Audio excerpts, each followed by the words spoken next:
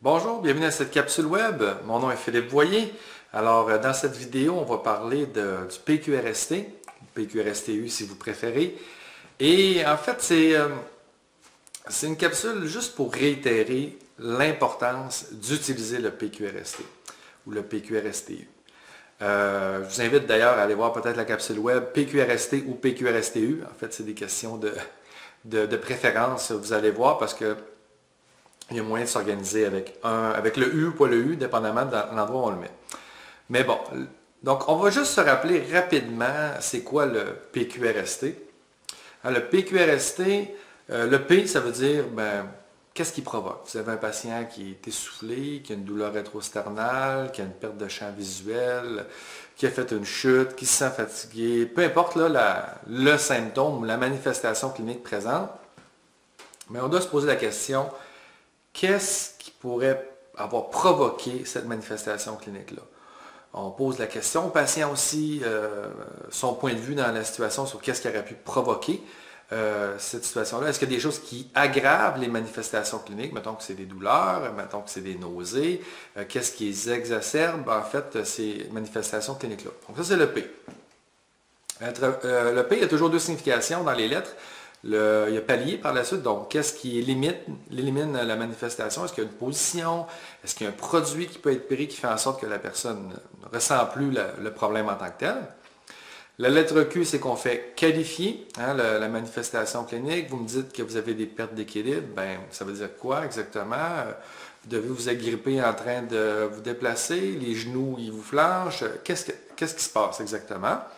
Donc, on fait qualifier ça. Par la suite, on fait quantifier. Au niveau de quantifier, on se souvient que chez la personne âgée, compte tenu des désaltérantations, il est très important d'évaluer l'impact fonctionnel, c'est-à-dire est-ce que la manifestation clinique, comme la toux, a un impact fonctionnel, donc sur les AVQ, AVD, l'OASé, aux professionnels, et ça nous donne une mesure vraiment pour quantifier l'importance de la manifestation clinique en évaluant l'impact fonctionnel.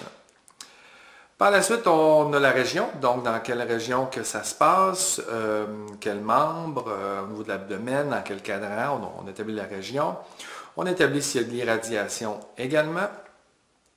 Par la suite, on va évaluer s'il y a des signes et symptômes associés. Donc, en plus de ces étourdissements, est-ce qu'il y a d'autres symptômes, d'autres signes qui sont présents dans cette même période-là? Par la suite, on va demander depuis quand que la personne a ce problème-là. On calcule ça en heures, en jours, en semaines, en mois, en années même. Lorsqu'on parle de troubles cognitifs, des fois, ça peut faire 2-3 ans. Et après ça, on va se poser la question, est-ce que c'est constant ou intermittent? Si c'est constant, ça se termine là. Si jamais c'est intermittent, le symptôme, à ce moment-là, on va aller chercher 3 autres éléments, la fréquence, on va aller chercher le moment, la durée du problème également.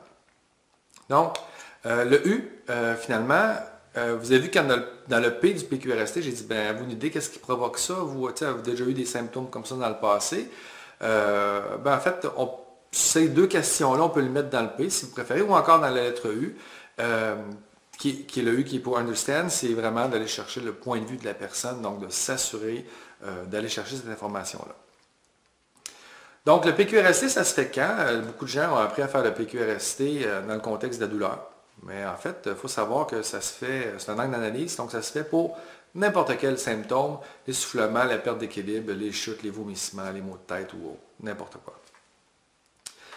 Donc, pourquoi c'est si important que ça, le PQRST-U? Pourquoi c'est si important que ça? En fait, on sait que dans le rôle infirmier, l'évaluation, c'est notre première activité réservée.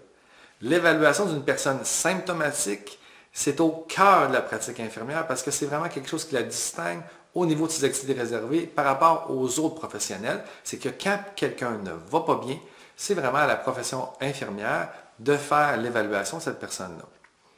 Or, l'évaluation dans la profession infirmière, c'est de faire l'examen clinique. Or, l'anamnèse ou l'histoire de santé, c'est la première étape de l'examen clinique. Donc, comment qu'on fait une bonne anamnèse? En fait, c'est en faisant le PQRST-U. Donc, c'est ça la logique, tout simplement, c'est qu'il est indissociable à une bonne anamnèse d'avoir minimalement le PQRST-U qui est fait. OK? Des études ont démontré que chez les personnes symptomatiques, des études en médecine que ça a été fait, 80% des informations menant aux problèmes de santé ou au diagnostic dans le cas du médecin, en fait, proviennent de l'anamnèse.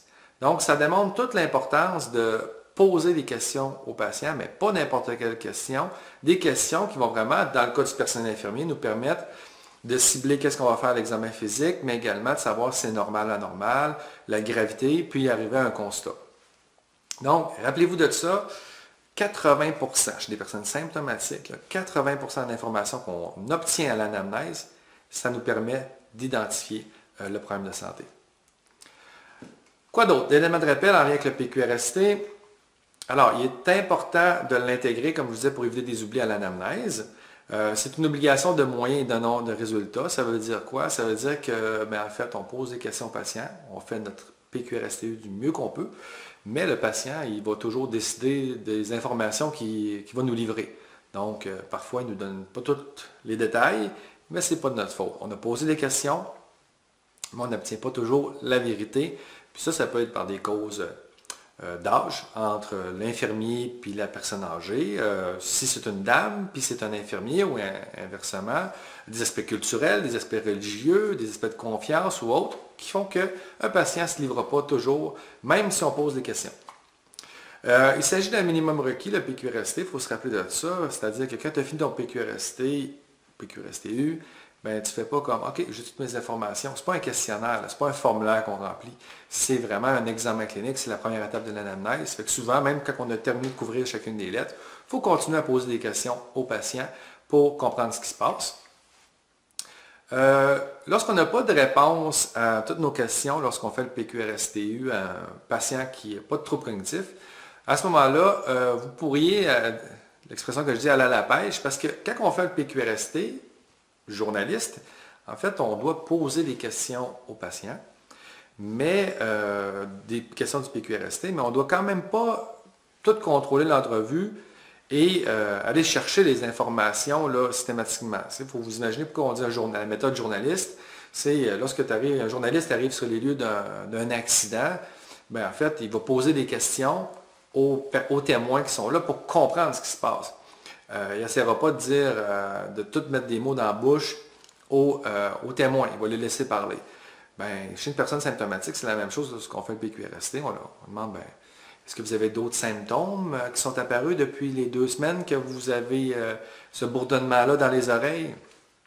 Puis on le laisse parler. C'est sûr, ça va nous tenter de dire, avez-vous des pertes d'équilibre? Avez-vous chuté? Avez-vous des nausées? Comment ça se passe lorsque vous vous ouvrez, vous fermez les yeux? Mais là, lorsqu'on est à la phase d'anamnèse, il faut se retenir de trop contrôler, dans le fond, l'entrevue parce que ça peut amener des biais dans l'information. Le patient pourrait oublier de nous donner des informations pertinentes parce que finalement, on bombarde de questions. Alors qu'on commence toujours par, on dit la méthode journaliste, on pose des questions, on le laisse parler.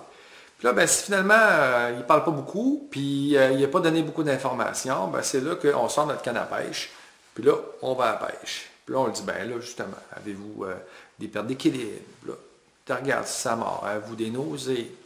Mais tu ne commences pas comme ça. C'est vraiment quand tu as vraiment donné toute la chance au patient de s'exprimer, de donner du détail, puis qu'il n'y a plus rien à dire, là, c'est là qu'on va aller à la pêche.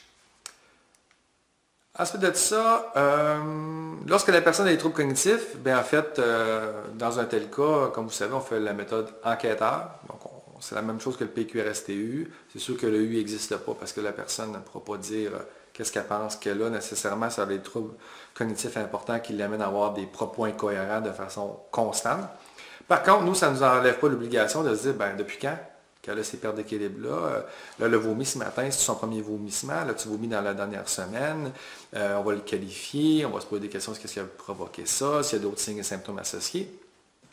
Finalement, on fait le même travail, sauf que c'est sûr que c'est plus un grand défi parce que la personne ne peut pas nous livrer les réponses elle-même, ce qui est plus facile pour nous, mais c'est nous qui devons aller chercher les réponses aux questions du PQRST. Puis finalement, notre PQRST doit toujours se retrouver dans notre dossier, le plus clairement possible, idéalement, et bien l'inscrire dans l'anamnèse avec le PQRST ou PQRSTU. Puis de cette manière-là, les gens vont aussi facilement repérer les informations pertinentes lorsqu'ils vont lire notre note.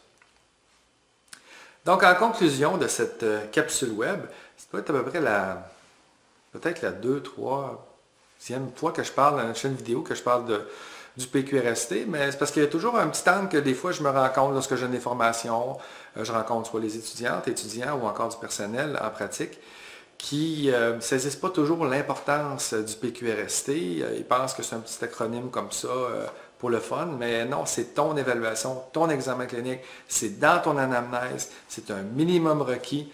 Et c'est ça, trop souvent, je vois des oublis majeurs de durée, d'intermittence, de moment, de fréquence qu'on ne trouve pas dans le dossier alors qu'on est allé évaluer le patient.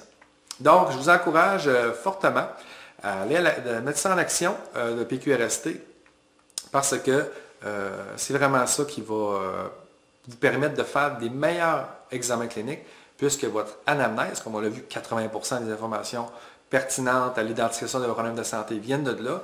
Il faut le faire correctement si on veut justement faire un constat qui a du bon sens. Alors, je vous remercie beaucoup pour votre attention et je vous dis à la prochaine.